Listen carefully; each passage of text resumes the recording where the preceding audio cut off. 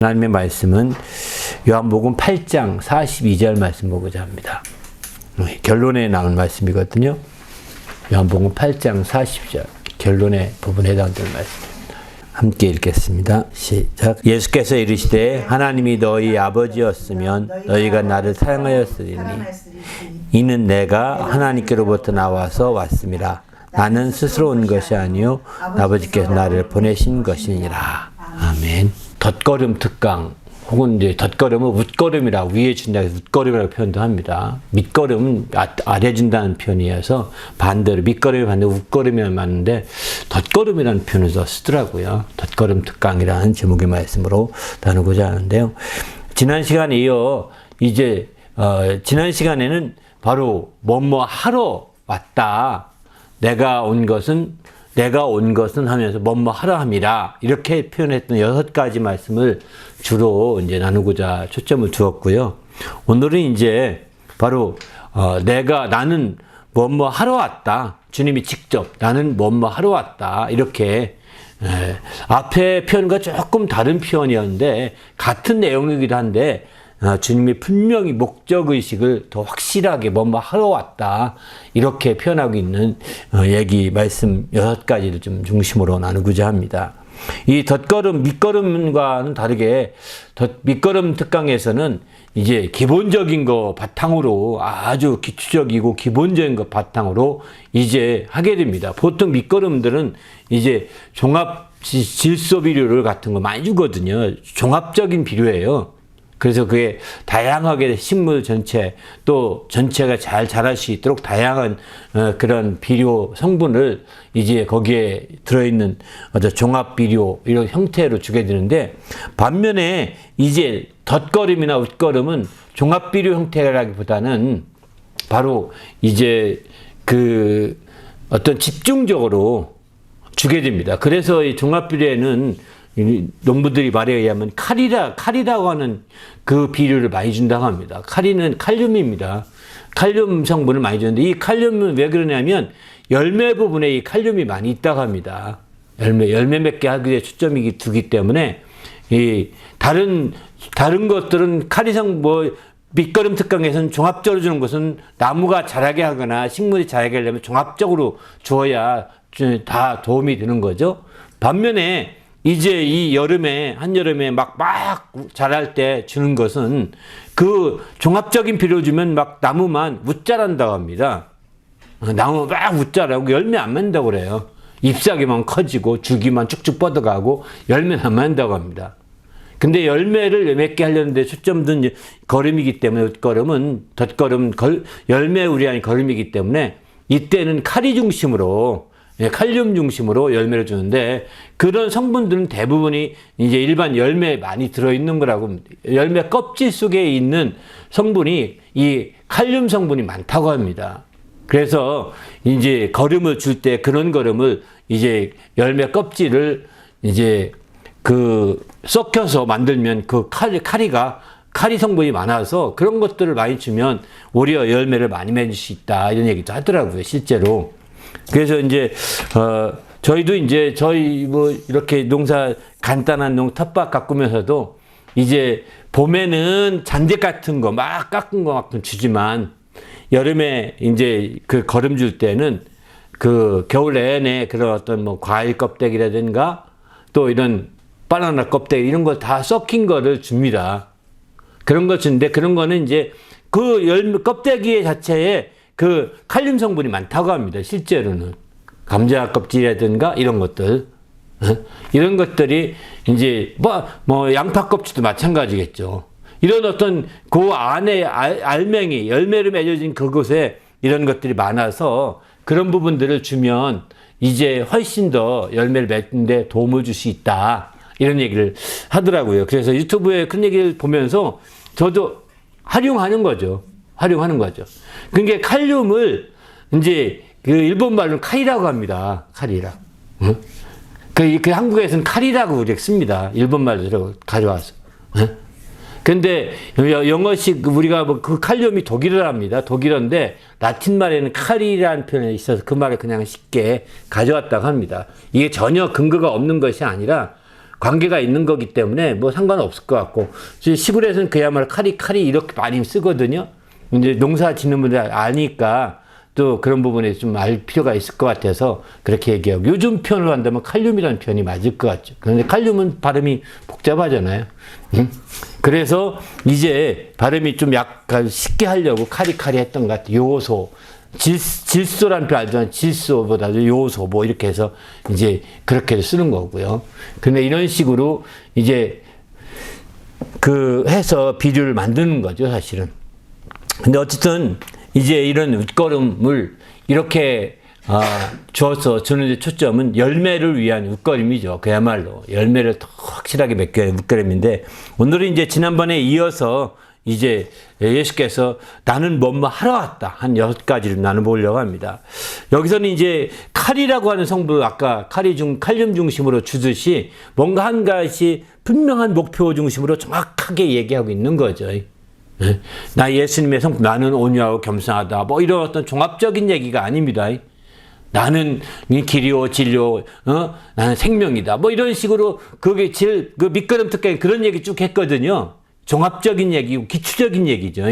그런데 이제 여기 이 웃거름 특강에서는 그런 종합적이고 기초적인 얘기보다는 예수님이 왜 오셨는지 정확하게 좀 더 구체적으로 꼭 필요한 부분들을 짚고 넘어가는 데 초점을 두고 있는 거죠.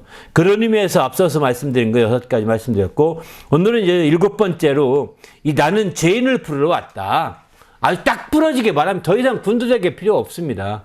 나는 의인을 부르러 온 것이 아니라 죄인을 부르러 왔다. 이렇게 마가복음 2장 17절 보게 되면은 예수께서 들으시고 그들에게 이르시되 건강한 자에게는 의사가 필요 없고 병든 자에게야 쓸데있느니라. 나는 의인을 부르러 온 것이 아니요 죄인을 부르러 왔노라. 이렇게 분명히 말씀하시거든요.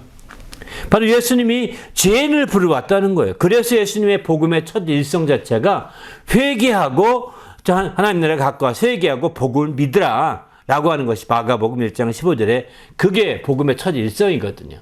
회개한 거죠. 왜? 죄인은 회개부터 해야 되는 겁니다. 죄인을 불러왔기 때문에 그 죄인을 향해서 회개하라. 회개해야 된다. 회개를 강조하고 있는 것이죠. 그래서 죄인들을 향해서 회개를 강력하게 외치는 것이 바로 주님의 말씀입니다. 그래서 누가복음 5장 32절 보게 되면은 내가 의인을 불러온 것이 아니라 죄인을 불러 회개시키러 왔다. 여기는 좀 구체적으로 말씀하겠죠. 죄인을 부르려고 온 것이 아니라 회개시키려고 왔다는 겁니다. 그러니까 죄인아 와라 이게 아닙니다. 그 죄인을 회개시켜서 수고하고 무거운 짐진 자 다 내게로 오라. 주님이 이렇게 부르시죠. 죄인들을 이렇게 부르십니다. 근데 그들이 와서 그냥 무조건 오기만 해 이게 아니잖아요. 회개시켜서 회개되어야 쉼을 얻는 거거든요. 자기 걸 다 내려놓고 이제 회개한다. 여기서 주님은 그 마태복음 11장 47절 이하 쭉 보게 되면 거기는 회개라는 표현은 안 나오지만 거기서는 이제 그런 말씀이 나오는 거죠. 바로 내 멍에를 매면, 내 멍에를 맨다는, 자기 멍에를 벗겨놓고 이게 회개인 겁니다. 자기 멍에를 벗고 내 멍에를 매면 내 멍에는 가벗고 싶기 때문에 난 쉼을 얻는다. 이렇게 말하고 있는 거죠. 수고하고 무거운 짐진 자들아 다 내게로 오라. 주님이 불렀습니다. 그들에게 회개하라. 이렇게 노골적인 주님은 말씀하지 않았습니다. 너희가 수고하고 무거운 짐은 바로 너희가 회개하지 않아서 그래 라고 이렇게 설명은 안 했습니다. 그런데 주님이 거기서 회개를 다루고 있습니다. 바로 너희가 지었던 멍에를 내려놓고 내 멍에를 메라. 이게 회개인 거예요. 그래서 누가복음에서는 바로 죄인을 불러 회개시키러 왔다라고 이렇게 분명하게 말씀하고 있는 거죠. 주님은 바로 우리가 그동안에 메던 멍에를 내려놓고 주님의 멍에를 메어야 이게 가능함을 성경은 얘기하고 있습니다. 그래서 우리가 이제 죄인으로서 이렇게 수고하고 무거운 짐을 다 풀어 쉬게 하려고 하시는 주님의 간절한 여기 의도를 볼 수 있는 거죠. 그럼 회개는 어떻게 되느냐? 한 구절만 더 말씀을 본다면 밑에 나눈 말씀 중에 고린도후서 7장 9절에서 10절 보게 되면 이런 말씀을 하죠. 내가 지금 기뻐함은 너희로 근심하게 한 까닭이 아니요 도리어 너희가 근심함으로 회개함에 이른 까닭이라. 너희가 하나님의 뜻대로 근심하게 된 것은 우리에게서 아무 해도 받지 않게 하려 함이라. 하나님의 뜻대로 하는 근심은 후회할 것이 없는 구원에 이르게 하는 회개를 이루는 것이니라. 이렇게 말하죠. 세상 근심은 사망을 이루는 것이다. 이렇게 사도 바울은 이렇게 하나님의 뜻대로 하는 근심이 바로 회개를 이루게 한다. 이렇게 말씀하고 있습니다. 그러니까 우리가 누가 더 회개 잘할 수 있느냐? 하나님의 뜻대로 살고자 하는 자들이 회개를 더 잘할 수 있다는 겁니다. 바로 다시 말해서 기준이 분명해야 된다는 겁니다. 하나님의 뜻대로 살려고 한다는 것은 하나님의 뜻이라는 기준이 분명히 서 있기 때문에 그 회개할 수 있는 길이 열리게 되는 거죠. 회개할 수 있는 기회가 더 생기는 거죠. 그러나 이런 기준이 불확실하면, 기준이 확실치 않게 되면 회개할 게 없는 거예요. 회개할 수도 없는 거예요. 그냥 대충 넘어가는 거죠.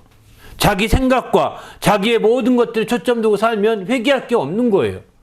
하나님의 뜻대로 살려고 할 때 오히려 그런 뜻대로 살고자 하는 근심, 이런 근심을 하게 될 때 그 기준이 분명히 서기 때문에 회개할 수 있는 길이 열리게 되는 거죠. 그래서 그것은 하나님 뜻대로 하는 근심은 후회할 것이 없다는 겁니다. 그리고 구원에 이르게 하는 회개를 낳는다. 이렇게 표현하고 있습니다. 아무튼 우리도 주님 안에서 정말 이렇게 회개함으로 말미암아 정말 주님이 불러오신 죄인으로서 주님의 부름을 확실히 받고 이제 회개함으로 주님의 거룩한 역사에 함께하는 정도가 되시기 바랍니다. 두 번째, 8번째죠. 두 번째는 나는 검을 주러 왔다. 이렇게 성경은 말합니다. 마태복음 10장 34절에 보게 되면 내가 세상에 화평을 주러 온 줄로 생각하지 말라. 화평이 아니요 검을 주러 왔노라. 이렇게 표현하죠. 10장 35절은 내가 온 것은 사람이 그 아버지와 딸이, 어머니와 며느리가, 또 며느리가 아버지와 딸이, 딸이 어머니와 또 며느리가 시어머니와 불화하게 하려 함이니.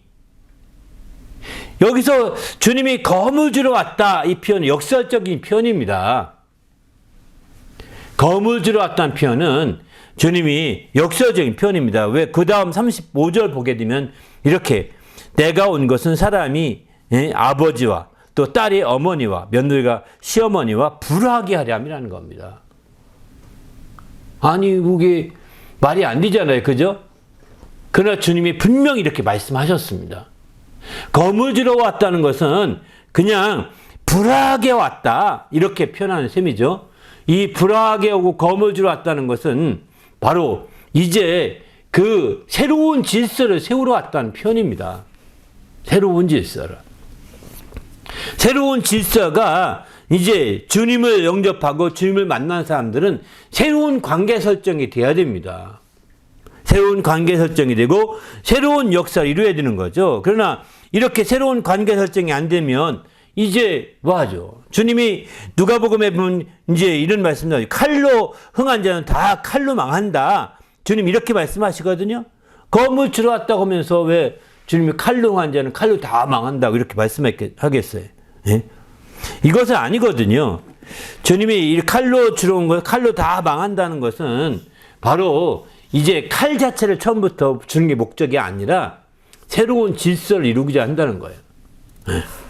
그래서 우리가 신앙생활을 하게 되면 초기에는 갈등과 충돌과 어려움이 있습니다. 이것을 갈등과 충돌과 어려움을 부정적으로 볼 건 꼭 아니라는 겁니다. 이게요, 새로운 질서를 이루기 위한 하나의 과정일 수도 있다는 거 보셔야 돼요. 싸움 안 하면 다 좋죠. 갈등이 없으면 다 좋죠. 그런데 주님이 분명히 말씀합니다. 주님도 검을 주러 왔다. 우리가 싸우게 하려고 왔다. 이 얘기거든요. 예수 믿으면 다 이런 어려움, 고통이 있어요. 그 가정마다. 믿음의 차이가 있을수록 다 이런 고통이 있게 됩니다. 그런데 그것을 부정적으로만 보고 이제 생각한다면 주님 이런 말씀을 이해하지 못하는 거죠. 지금 우리 가정에, 만약에 여러분의 가정에 여러분의 교회에 어떤 다툼과 불화와 갈등과 싸움이 벌어지고 있다. 이거 더러워서 못 다니겠다. 이렇게 하시면 정확히 못 보는 겁니다. 여러분의 그 교회에, 여러분의 가정에 새로운 하나님의 조정이 필요할 때 왔다고 보시는 거예요. 새로운 조정이 필요한 겁니다. 교회가 잘 됐는데 어느 날 싸움이 일어나잖아요. 그죠? 이거를 부정적으로만 보면은 안 된다고 생각합니다. 새로운 조정할 때가 온 거예요. 뭔가 문제가 있는 거예요. 그 안에. 그 문제를 주님이 조정하기 위해서는 그룹이 충돌하게 만드는 거죠. 충돌을 통해서 주님이 깨닫게 하고 생각해 하고 다 열심히 양쪽 그룹이 다 회개한다면 놀랍게 발전될 수 있는 게 생길 것입니다. 함께 막 더 이전보다 더 정말 단합이 되고 하나가 돼서 더 발전되겠지만 한쪽은 회개하지만 한쪽은 죽자고 잘못한 거 없어. 나는 승을 가도 난 잘못한 거 없어. 의롭다고 생각, 인간적으로 더 의롭다고 생각하는 사람들 더 그렇게 말하겠죠. 그러면 그럴수록 이제 더 깨지게 됩니다. 정 안 될 때는 교회도 두 개 나눠집니다. 나눠져서 두 개가 각각 커지니까 하나님은 그렇게 나눠지는 것을 그냥 방치가 아니라 때로는 그렇게 하나님이 역사도 하신다는 걸 볼 수 있어요. 그래서 두 개를 각각 키우십니다. 그 대표적인 예가 바나바와 사도 바울이 헤어지는 과정이잖아요. 물론 우리가 겉볼 때는 누가 이렇게 잘못했다 잘했다 이렇게 판단하기가 쉽지 않거든요. 그러나 바나바와 바울이 함께 다니다가 따로 이제 전도 사역을 합니다. 더 놀랍게 하지 않겠어요? 그죠? 하던 일은 사도 바울을 통해 계속 활동했고 이제 바나바는 또 때로는 일을 하니까요. 그렇게 되듯이 우리가 우리의 삶에 또 가정이나 삶이나 형제지간이나 자매지간이나 이런 갈등과 다툼들 또 이런 불화 이런 것들이 정말 때로는 우리가 뭔가 하나님이 조정하려고 하시는 그런 때에 그러는 거예요. 그래서 주님은 바로 이 조정하려고 할 때 내가 거머쥐러 왔다 이렇게 말씀하시는 거예요. 내가 심지어 불화한다는 거예요. 그래서 먼저 믿음이 있는 사람들은 갈등과 다툼과 어려움이 생길 때 하나님이 조정 중이시구나. 이걸 부정적으로만 보지 말고 그러나 믿음이 어린 사람들에게 실망, 상처를 주지 않기 위해서는 내가 조심해야 되겠다 하면서 조정 중인 거를 먼저 잘 조심해 봐야 되는 거죠. 그렇게 해서 좀 전체 그거를 잘 모르고 어린 영혼들이 상처받는 것이 안타까운 거예요. 그렇게 안 되도록 사전에 조금만 더 준비만 할 수 있다면 조금만 더 생각만 할 수 있다면 이제 더 한 단계 업그레이드 될 수 있는 거죠. 주님은 분명히 말씀합니다. 나는 거머쥐러 왔다. 불하게 하러 왔다는 겁니다. 그러기에 우리는 정말 세상이 주님이 이렇게 역설적으로 말씀하신 말씀이 바로 세상이 하는 것과는 다를 수 있다는 거죠. 그러기에 우리는 주님 앞에서 주님에 대한 긍정적인 마인드로 모든 것들을 바라볼 수 있어야 되겠다 하는 생각을 합니다. 부정적으로만 보지 말고 모든 일들에 있어서 긍정적으로 볼 수 있는 면이 분명히 하나님이 조정 중이시구나. 정말 그렇게 조정이 빨리 끝나서 더 업그레이드 될 수 있도록 간절히 기도해야 되는 거죠. 그게 어느 때보다 중요한 것 같습니다. 그래서 주님은 이제 이렇게 말하죠. 나를 더 사랑하라고 말씀하죠. 나를 더 미워하는 자. 정말 형제나 자매나 형제나 다 이제 미워하는 자. 이런 표현을 쓰죠. 여기 누가복음 12장 53절 보게 되면은 이런 말씀합니다. 52절부터 보면 이후부터 한 집에 5사람이 있어 분쟁하되 셋이 둘이 셋과 하리니 아버지가 아들과 아들이 아버지와 어머니가 딸과 딸이 어머니와 시어머니가 며느리가 시어머니와 분쟁하리라. 이렇게 아주 노골적으로 이렇게 말하잖아요. 그죠? 그러니까 주님은 이런 말씀도 비춰본다면 우리가 이제 그런 모든 것들이 새롭게 조정을 해서 질서를 이루고자 새로운 질서를 만들고자 할 때 이렇게 될 수 있다는 걸 보시면서 우리가 정신을 바짝 차려야 되겠다 이런 생각을 해봅니다. 그렇지 않게 되면 오히려 그런 것들로 인하여서 이제 우리가 어려운 거죠. 또 누가복음 14장 26절 보면 무릇 내게 오는 자는 자기 부모와 처자와 형제와 자매와 더욱이 자기 목숨까지도 미워하지 아니하면 능히 내 제자가 되지 못하고 이렇게 표현하거든요. 미워해야 된다는 겁니다. 그러니 자기 부모와 처자와 형제와 자매와 더 자기 목숨까지도 미워해야 된다 이렇게 표현하거든요. 역설적인 거죠, 이것도요. 그죠? 그러니까 다시 말해서 주님을 더 사랑해야 된다는 거거든요. 자기 부모와 형제와 자매나 또 자기 목숨보다 주님을 더 사랑하는 자가 내 제자다. 이렇게 얘기하는 말씀을 역설적으로 부모나 형제나 처자나 형제나 자매나 자기 목숨까지 더 미워해야 된다. 미워하지 아니하면 내 제자가 될 수 없다. 이렇게 표현하고 있는 거죠. 그러니까 주님은 지금 정말 예수를 믿는 자들에게 있어서 제자들에게는 더 말할 것도 없고 이렇게 더 아주 노골적으로 미워해야 된다. 막 자기의 그 주님을 더 사랑해야 된다는 표현보다는 미워해야 된다고 해서 아예 떨어지게 만들려고 하는 것 같지 않습니까? 그죠? 주님을 더 사랑해야 된다 이 표현인데 부모님보다 날 더 사랑해야 돼 이렇게 하면 떨어지지 않고도 내가 부모님보다 좀 더 사랑해요 이렇게 할 수도 있잖아요. 그죠? 근데 주님이 아주 강력히 강조하고 그걸 포인트를 강조하기 위해서 아주 부모님과 떨어져야 된다 막 이렇게 생각하는 거하고 똑같은 거예요. 미워하라는 겁니다. 적극적으로 관계가 설정이 새롭게 돼야 되는 것을 말하고 있는 거죠. 그러니까 여기서 거무주러 왔다나 이거 미워한다는 표현이나 분쟁한다는 표현이나 불화하게 한다는 표현이나 이런 모든 표현들이 다 역설적인 표현입니다. 정말 주님을 믿으면서 믿음이 생기면서 이런 관계 설정이 자꾸 업그레이드 되는 겁니다. 관계 설정 자체가 바로 자꾸 업그레이드 돼야 되는 거예요. 여기 제자 정도에서는 그 앞에서는 분쟁 정도지만은 갈등과 불화 분쟁 정도지만 이제 제자 수준이 되면 미워해야 된다라고 이렇게 말할 정도잖아요. 그죠? 그러니까 정말 자꾸 업그레이드 돼야 되는 겁니다. 우리의 믿음이 자꾸 업그레이드 되면 될수록 정말 성장하면 성장할수록 이와 같은 단계로 한 단계 한 단계 올라갈 수가 있는 거죠. 더 올라갈 수 있길 부탁드립니다. 할렐루야. 9번째는 나는 복음을 전하러 왔노라. 이렇게 말씀하죠. 마가복음 1장 38절 보면은 이르시되 우리가 다른 가까운 마을들로 가자. 거기서도 전도하리니 내가 이를 위하여 왔노라. 전도하러 왔다는 겁니다. 전도하러 왔다는 거예요. 이렇게 주님이 이 땅에 오신 것은 전도하러 왔음을 분명히 말씀합니다. 그러니까 주님께서 바로 정확하게 표현하고 있는 거죠. 바로 전도라는 것은 하나님 나라를 전파하는 거죠. 복음 전하는 건데 복음이라는 것은 우리가 알다시피 누가복음 2장 10절 보게 되면 온 백성에게 미칠 큰 기쁨의 좋은 소식이 복음이거든요. 바로 예수께서 전도하게 되는 게 복음을 전하는 것인데 그래서 정말 회개하고 복음을 믿으라. 마가복음 1장 15절에 처음에 이제 주님의 사역을 시작하면서 복음을 믿으라. 복음을 전하는 거거든요. 근데 그 복음이라는 건 누가복음 2장 10절에 보면은 바로 온 백성에게 미칠 만한 큰 기쁨의 좋은 소식이라고 이렇게 표현하고 있는 것이죠.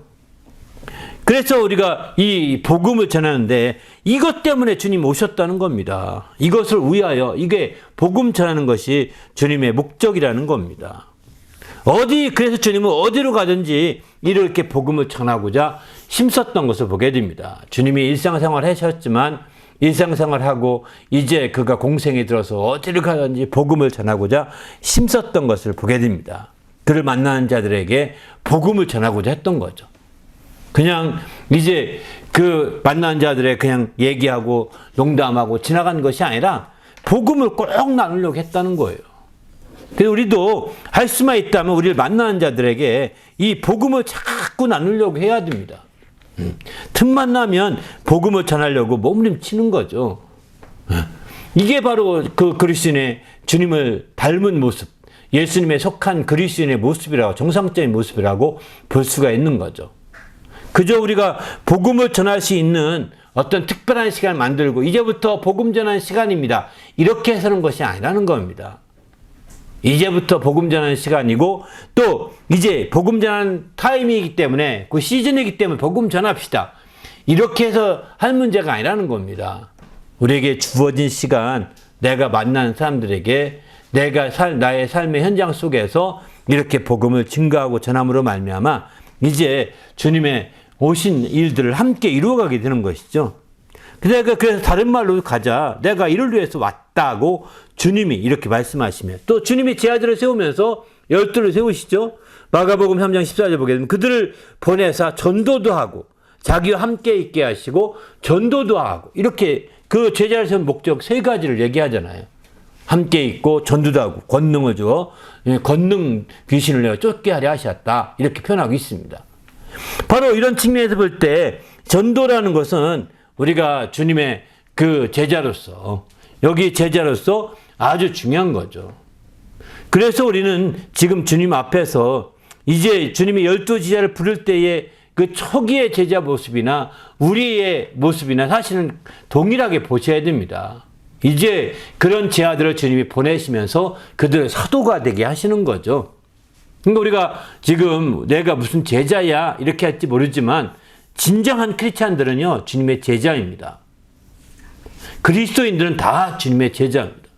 그게 안디옥 교회에서부터 들어졌잖아요. 안디옥 교회에서 이제 그들이 그리스도인이라는 말을 들었는데 그들이 바로 제자였다고 표현하죠. 그 제자들을 그리스도인이라고 했다 이렇게 칭했다고 말하지 않습니까? 그래서 우리는 이제 사도행전의 제자 수준은요 그 12지의 사도 수준으로 제자를 말하고 있지 않습니다. 주님이 제자 삼으라고 할 때 제자는 사도행전에서 말하는 제자 수준이거든요. 그런 제자 삼으라는 겁니다. 12사도 같은 수준으로 삼으라는 것이 아니에요. 어찌 우리가 12사도 같이 삼겠습니까?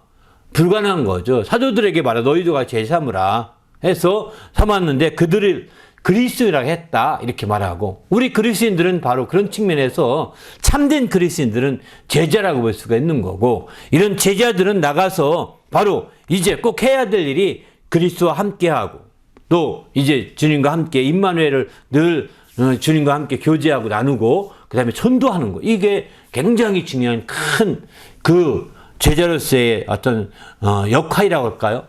해야 될 사역이라고 할까요? 이렇게 볼 수가 있는 거죠. 바로 그래서 이제 전도하자 하는 것에 대한 부분을 아주 얘기하고 있습니다. 강조하고 있습니다. 사도 바울 같은 경우는 이제 그래서 전도할 때 이제 내 말과 전도함이 설득력 있는 지혜의 말로 아니하고 다만 성령이 나타남과 능력으로 하였다고 이렇게 고린도전서 2장 4절엔 그렇게 표현하고 있습니다. 능력으로 했다 이렇게 표현하죠. 우리도 주님 안에서 이제 철저하게 이렇게 우리의 지혜로 혹시라도 전도하다가 내 지혜의 말로 해다가 말이 막혀가지고 곤란함을 경험한 경험이 있을지 모르겠습니다. 요거 전하면 좋겠다 했는데 생각이 안 날 수 있거든요. 그러면 그때부터 생각 안 나면 전도 컴플렉스가 걸리는 거죠. 네? 그렇게 할 필요 없이 생각나는 것만 하면 되는 겁니다. 내 지혜의 말로 하려다 보면은 하다가 상대방에게 완전히 내가 오히려 내 상대방 논리에 내가 억눌릴 수가 있거든요. 질 수가 있는, 세상 말로 지는 거죠. 논리 싸움에서. 그 상관은 없습니다. 내 성령의 인도함 받아서 내 할 말만 하면 되는 거예요. 그리고 이제 그가 성령과 능력으로 우리가 해나가야 되는 거죠. 그렇게 해서 담대함 가지고 복음을 전하는 것이 어느 때보다도 필요한 것이 아닌가 이런 생각이 듭니다. 저도 이제 이런 말을 많이 했었었는데 지금은 전도하기 점점 어려운 때다 하면서 막 이런 얘기 했는데 사실 이 말은 안 맞는 것 같습니다. 어느 시대든 간에 전도할 사람은 많이 있습니다. 안 해서 그렇죠. 지금 천주교에 갈수록 전도할 사람 전도하기 어렵다. 어려운 건 사실이겠죠. 왜? 어떤 여러 가지 면에서 규제 같은 것도 있고 또 여러 가지 면에서 이제 전도에 자유롭게 하는 것을 방해하는 것도 있죠. 하지만 어디든 간에 전도할 사람이 있는 거예요. 전도를 막는 가장 큰 적은 국교화시키는 겁니다. 그 나라의 종교를 기독교로 딱 정해버리면 전도할 필요가 없죠. 다 무조건 믿어야 되니까. 그래도 전도해야 합니다. 믿음이 약한 자들에게 복음을 전해야 합니다. 우리가 바로 친교 시간에도 부지런히 복음을 얘기할 이유가 여기 있는 겁니다. 교회에서 친교하면서 교회 친교는 복음 얘기 하나도 안 하면서 친교라고 말하는 것은 지혜가 아닙니다. 거기서도 복음을 전하는 겁니다. 어떤 형태로든 만나는 사람들에게 복음을 자꾸 전할 수 있어야 되는 거지. 교회 친구니까 스포츠 얘기하고, 교회 친구니까 정치 얘기하고, 교회 친구니까 건강 얘기하고 가면 이게 다 하게 되냐? 아닙니다. 거기서도 복음이 얘기될 수 있어야 됩니다. 어떻게든 간에 복음이. 만약에 국교가 되면서 복음을 전할 수 없는 상황이 되잖아요. 중세시대 같이. 이렇게 돼버리면 로마 시대 국교가 되면서 복음 전할 필요가 없는 상황이 됐죠. 그러니까 그 교회가 뭐 하는지 아십니까? 타락을 가져오는데 수도원 운동으로 들어가는 겁니다. 수도원 운동으로. 가서 그냥 그 수도원에 가서 하루 종일 할렐루야, 할렐루야, 할렐루야 뭐 이러다 끝나는 거예요. 어? 그때를 기독교의 암흑시대라고 표현한 이유가 무엇일까요? 복음을 안 전하니까. 물론 그때에도 복음을 전했던 예수회 같은 몇몇 그룹이 있었죠. 남미에 가서 복음을 전했던 그 미션 영화를 보면 그 사람들은 정말 그 신부들이 복음을 전하죠. 이렇게 할 수는 있지만 그러나 정말 국교가 됐다 하더라도 복음 나누기 훨씬 좋잖아요. 그럼 거기서 복음을 나누는 거예요. 교제 시간에. 항상 복음은 정말 모든 사람에게 영향 줄 만한 복음이기 때문에 복음은 믿음이 있는 사람이나 없는 사람이나 좋은 사람이나 나쁜 사람이나 다 복음이 필요한 거예요. 복음은 들어서 지난번에 했던 거 또 얘기하지 마시고요. 이게 아니라 그거는 정말 그 사람이 복음이라는 게 정말 아주 잘못 오해해서 그런 거거든요. 그래서 우리는 이 복음을 어쨌든 복음을 전해왔다고 했고 이 사람에게서 얘기했으면 또 저 사람 그러니까 이번 주 교제에 이 사람에게 했으면 다음 주 저 사람에게 이 마을에서 복음 전해서 저 마을로 가야 되는 거죠. 이렇게 하듯이 계속 그 사람만 얘기하면 그게 안 되잖아요. 그렇게 우리가 교제도 마찬가지인 것 같습니다. 그런 차원에서 필요한 것 같고요. 10번째, 나는 내 아버지 이름으로 왔노라. 이렇게 말씀합니다. 요한복음 5장 43절 보게 되면 나는 내 아버지 이름으로 왔음에 너희가 영접하지 아니하나 만일 다른 사람이 자기 이름으로 오면 영접하리라. 이렇게 말씀합니다. 나는 아버지 이름으로 왔다는 겁니다. 아버지의 이름으로 왔다는 건 아버지와 동일한 권위를 가지고 왔다는 거거든요.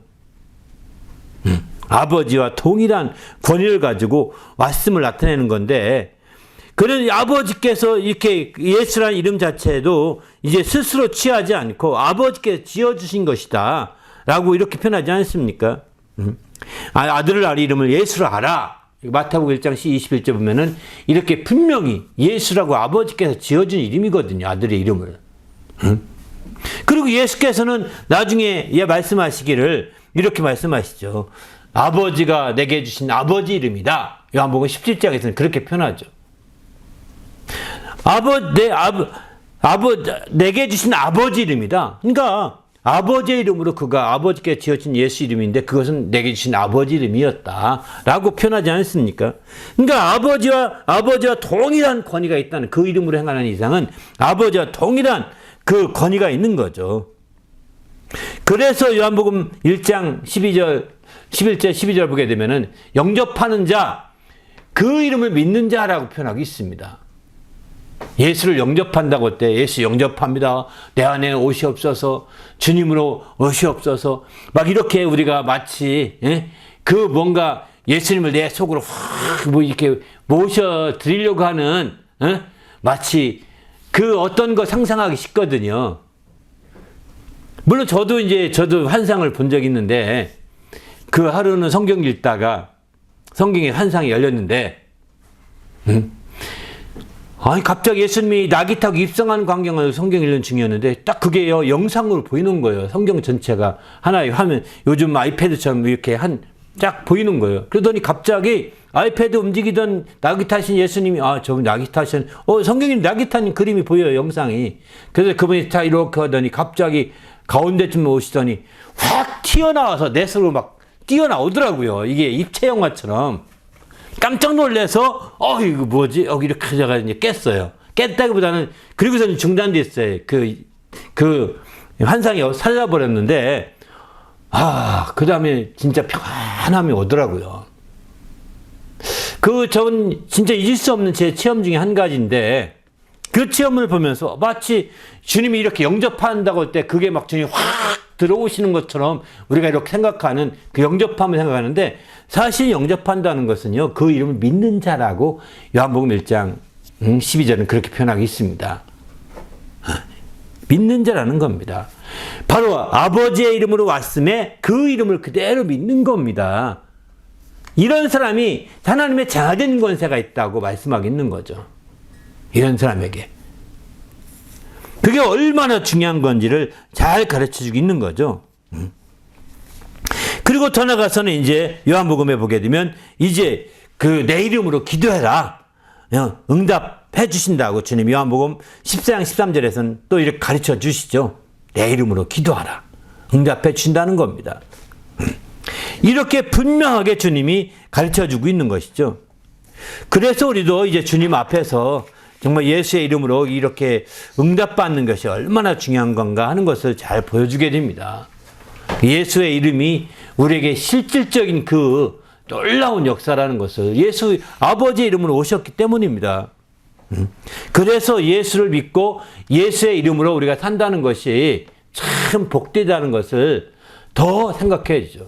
그러나 요한복음 13장 13절에 14장 13절에서 내 이름으로 기도해라 내가 응답하리라고 했음에도 불구하고 제 아들은 기도하지 않았습니다. 예수 이름을 한 번도 부르면서 기도하지 않았습니다. 그걸 알 수 있는 것이 요한복음 16장 14절에 24절에 보게 되면은 너희가 지금까지는 내 이름으로 아무것도 구하지 아니하였으나 구하라 그리하면 주시리니 이렇게 표현하거든요. 16장 24절을 보게 되면 그 앞에 14장에서 이미 내 이름으로 기도하라 그럼 내가 시행하리라 이렇게 말씀했음에도 불구하고 주님 말씀을 잘 믿지 않았던 거예요.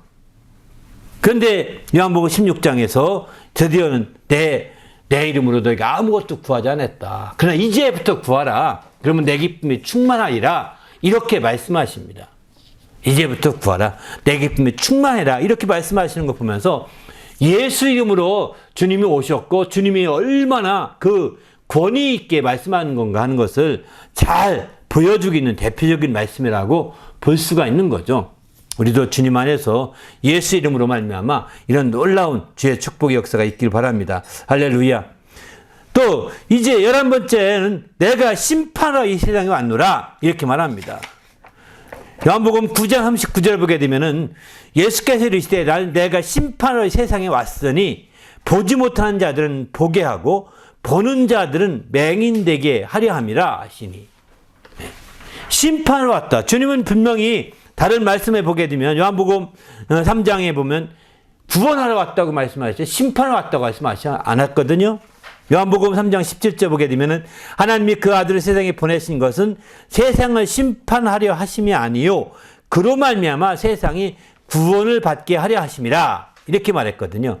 그를 믿는 자는 심판을 받지 아니하는 것이요 믿지 아니하는 자는 하나님의 독생자의 이름을 믿지 아니하므로 벌써 심판을 받은 것이니라 이렇게 말합니다. 분명히 여기서는 그 심판함이 아니라 오히려 구원하러 왔다고 분명히 여러 부분에서 말씀하거든요. 그런데 여기 요한복음 9장에 와서는 내가 심판하러 왔다 아주 분명히 말합니다. 이것도 앞서서 말씀드린 것처럼 거무주로 왔다는 편이나 또 불화하게 또는 분쟁하게 왔다는 편과 같은 차원에서 역설적인 편이라고 보는 거죠. 주님은 심판에 대해서 이 심판을 강조함으로 이제 구원에 대해서 촉구하고자 하는데 초점을 두고 있는 겁니다. 구원에 대한 촉구죠. 우리 주님이 율법을 강조하지 않습니까? 율법의 1.1핵이라도 너희가 무시하면 다 버림받는다. 주님이 아주 멸망할 것에 말씀하죠. 바로 이렇게 율법의 1.1핵이라도 무시하지 말고 율법을 귀하게 여기게 나는 율법을 폐하러 온 것이 아니라 강화하러 왔다. 완전케 하러 왔다고 이렇게 말씀하시거든요. 주님이 율법을 강조한 것입니까? 율법을 완전케 하려 했다는 것은 율법에 초점 두고 살아라. 율법을 강조하려고 한 것이 아니라 율법을 강조해서 복음 쪽으로 가게 하려고 하는 목적이 있는 거죠. 심판을 강조함으로 말미암아 구원에 가도록, 구원을 누리도록, 구원에 소망하도록 하는데 초점을 두고 있는 거죠. 이런 차이가 있는 거. 여기서는 이렇게 보셔야 됩니다. 그렇지 아니하고 그냥 요 주님 문구에 매여서 역설적으로 말씀하신 말씀을 우리가 이해하면 주님이 심판하고 오셨다. 물론 주님의 우리의 구원하심이 이제 심판도 함께 이루어지니까 이런 말씀도 그렇게 그냥 적당히 넘어가도 되긴 하겠지만 그것보다는 더 심판을 강조함으로 이제 바로 구원에 대해서 얘기하려고 하시는구나. 여기서 그걸 강조해야 되는 거죠. 사도 바울도 나중에 사도행전을 보게 되면 심판에 대해서 얘기합니다. 사도 바울이 요한복음 사도행전 24장 25절 보게 되면은 바울이 복음을 전할 때 구원에 대해서 전하지 않았습니다. 의와 절제와 장차 오는 심판을 강론했다고 했습니다. 벨릭스 총독 앞에서. 그랬더니 벨릭스가 두려워하여 대답해 지금은 가라. 내가 틈이 있으면 너를 다시 부를게. 이러면서 이렇게 가라고 물러가겠죠. 아니 보통 오늘날 같이 생각한다면 구원에 대해서 예수의 피에 대해서 막 이렇게 전할 수 있을 것 같은데 그렇게 하지 않았습니다. 사도 바울은 의에 대해서, 절제에 대해서, 장차 오는 심판에 대해서 이걸 강론하고 이걸 강조하고 이걸 전한 거죠. 그러니까 두려운 거예요. 이 총독이 두려워가지고 아유 이제 물러가라. 다음에 시간 나면 틈 나면 부를게 하고서 이렇게 물러가게 만든 거죠. 사도행전에 나오는 얘기입니다. 이런 점에서 볼 때에 오늘날도 우리가 때로는 심판을 강하게 구원보다도 심판을 강하게 설교하고 증거하는 분이 계십니다. 아마 그런 설교를 가끔 들을 수도 있을 것입니다. 그것은 심판에 별별 떨라는 것이 아니라 빨리 구원의 기쁨을 누리고 구원을 즐기고 구원으로 기뻐하도록 만들기 위해서 강조하는 것 뿐입니다. 때로는 또 율법을 강조합니다. 하는 뜻대로 서야 된다고. 율법을 아주 강조하는 것처럼 보일 수도 있을 것입니다. 이것도요. 율법이 지금 율법 시대가 아닌데 왜 그럽니까? 그러나 이것도 바로 복음, 율법의 한계를 빨리 느끼고 복음으로 가라는 겁니다. 율법의 한계를 느끼고.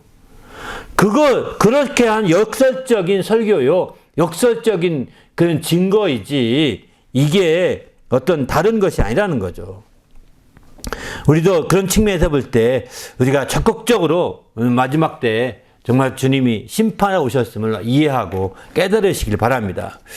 또 12번째는 내가 이를 위해서 이때에 왔나이다. 이렇게 말합니다. 요한복음 12장 27절 보면 내가 지금 내 마음에 기로우니 무슨 말 하리요. 아버지여 나를 구원하여 이때를 면하게 하여 주옵소서.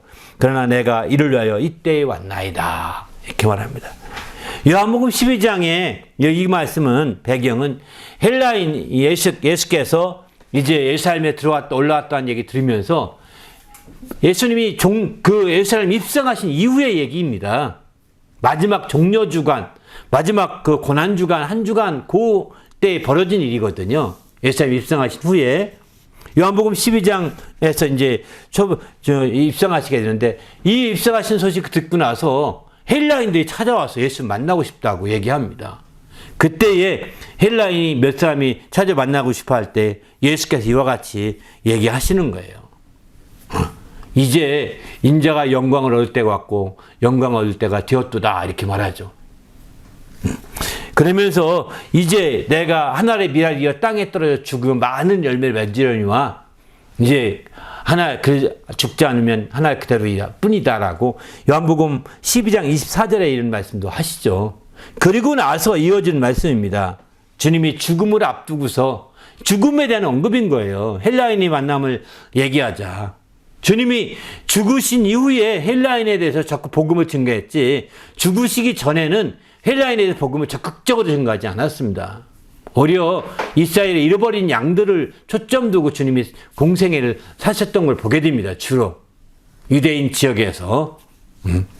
그런 사역에 초점 두고 헬라인에게 대해서 적극적으로 사역하지 않았죠. 그리고 오히려 수르보니게 여인처럼 헬라인이 왔을 때 헬라 여인이 와서 막 자기 만져서 그 혈류증을 고칠 때 그 말하지 않습니까? 바로 그런 여인에 대해서 말하고 또 이제 그 주인의 상에 떨어진 개에게 주지 않는다 이런 말도 하고 말이죠. 헬라인을 개처럼 수르보니게는 개처럼 개 취급하듯이 했거든요.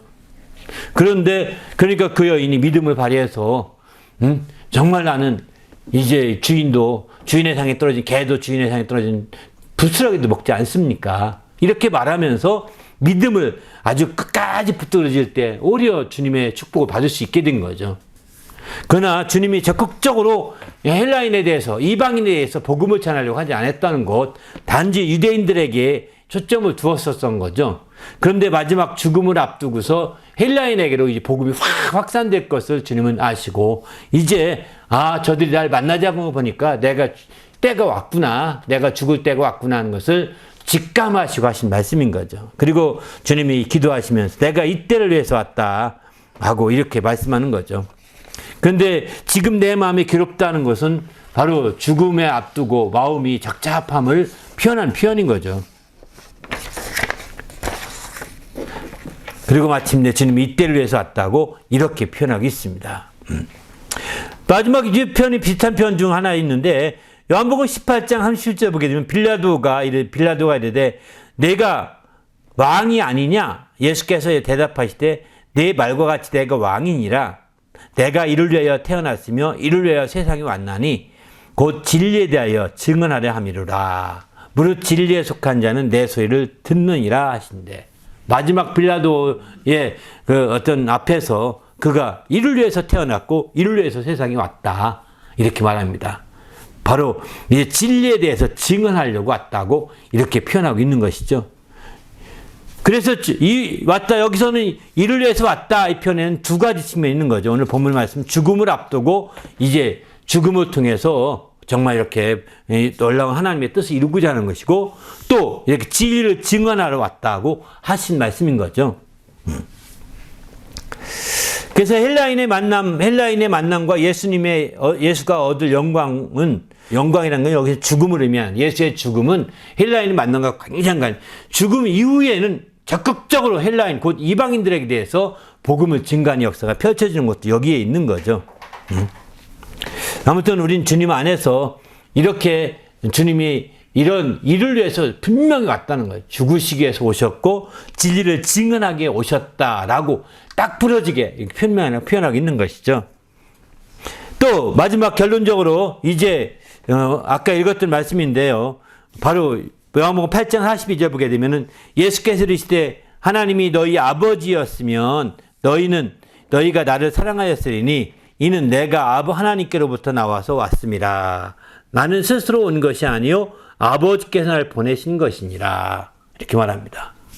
내가 온 것은 아버지께 보내서 왔다. 이 얘기인 거죠. 바로 여기서 이제 여기서 유대인과의 대화 중에 유대인들이 먼저 아브라함이 우리 아버지다.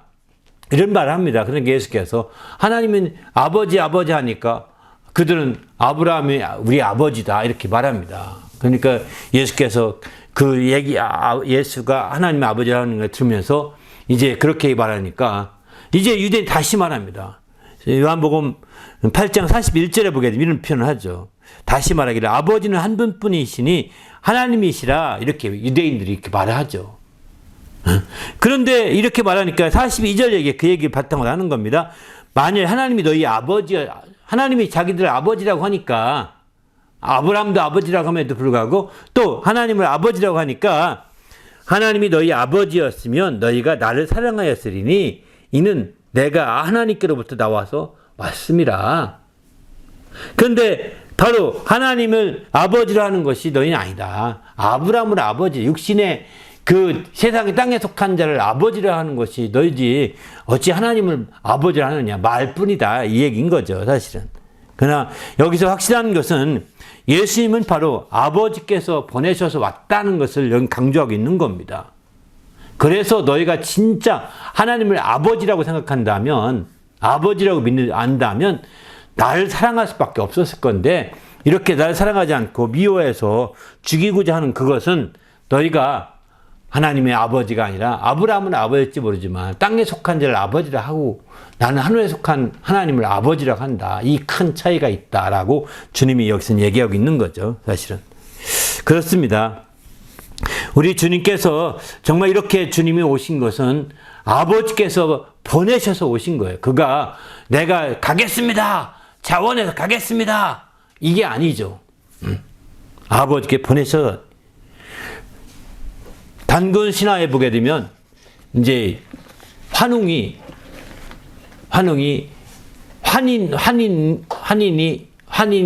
환웅을 보냅니다. 보내는데 환웅이 가구자에서 보내거든요. 여기서는 가구자에서 보내는데 여기는 다릅니다. 사실은 왜 갑자기 신화 얘기하냐면 그 신화가 다르구나, 신화랑 이건 다 차이가 있구나 이런 생각이 드는 거죠. 바로 이건 신화가 아닙니다. 하나님께서 정말 아들을 보내셔서 내가 왔다. 이걸 굉장히 보내셔서 왔다는 쪽을 강조하고 있는 거거든요.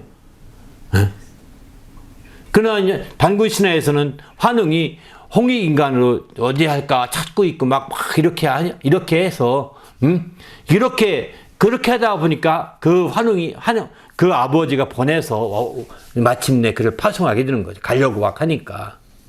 근데 여기서는 차이가 있는 겁니다. 이처럼 우리는 믿음 안에서 정말 우리는 예수님은 그래서 나를 보냄받은 자다라는 개념이에요. 왜 여기 보냄받은 것을 아주 강조합니다. 성경에서는. 보냄받은 것을 강조하는 가장 큰 이유는 바로 그분의 사명이 있다는 것입니다.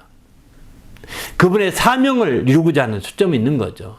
예수님의 자기 뜻을 이루는 것이 아닙니다. 사명을 이루고자 하는 거예요. 세상의 신화는 자기 뜻을 이루려고 합니다. 홍익인간은 자기 뜻을 이루려고 환웅이 왔다고 그러거든요.